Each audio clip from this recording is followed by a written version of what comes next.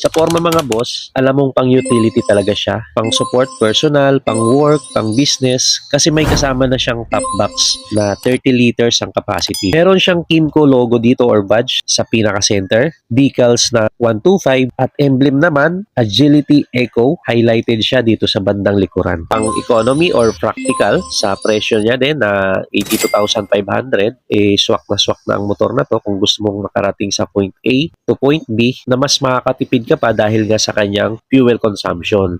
Sa kanyang specs, sakto lang naman, 125cc, single overhead cam, single cylinder at naka-air-cooled pa kaya less maintenance. Bukod sa naka 2 bulbs ay naka-FI na din kaya sobrang tipid talaga sa gas na kayang mag-produce ng maximum power na 9.5 horsepower at 7,000 RPM at 10.2 Nm of torque naman at 6,000 RPM. Euro 4 compliance na din ang motor na to at may ECS technology pa kaya hindi ma-vibrate, tahimik ang makina at matipid sa gas. Nagaya nga ng sabi ko kanina na may 53 km per liter na gas consumption na halos 477 kilometers sa isang full tank nito. Panalo pa kasi naka-LED na din ang mga ilaw niya. May mga reflectors na din pala siya, added visibility naman lalo na kapag madilim na. Merong rubber yung kanyang apakan, malawak na gulay board or footboard, compartment dito sa kanyang bandang harapan, left and right. Malalim na rin kasi may carabiner hook pa dito sa pinakagitna na built-in na charging port. Merong type A and type C. Underseat compartment ay pwede na rin talaga. Kasya na ang regular na helmet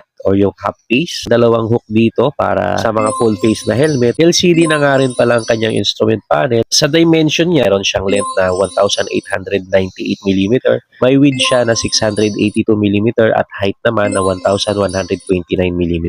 1,285mm naman yung kanyang wheelbase at seat height naman napasok kahit sa mga lady rider or sa mga regular height ng mga Pinoy dahil 760mm lang ang kanyang seat height. Nung sinukat natin, nung inupuan ko, ayan, sobrang abot na abot natin yung sahig, hindi tayo nahirapan. Nakarelax pa yung paa natin, nakabaluktot pa yung ating tuhod, kaya pasok na pasok talaga kahit sa may height na 5 flat. Sa kanya namang turning radius, sakto lang, hindi siya tumatama sa tuhod ko. Sa height ko na 5'6" at may bigat lamang siya na 119 kg, 90 by 12, 190 by 10. Naka-standard telescopic fork siya dito sa kanyang harapan at naka-unit swing arm naman dito sa may likuran. Parehas na po siyang naka-disc brake harap at likod at nandito tayo ngayon sa LGM Motorcycles dito sa may Antipolo. Ang SRP ng Kimco Agility Eco 125 ay 82,500. So sa inyong palagay mga boss, sulit ba ang Agility Eco 125 sa kanyang looks, specs and features? Comment nyo nga sa ibaba.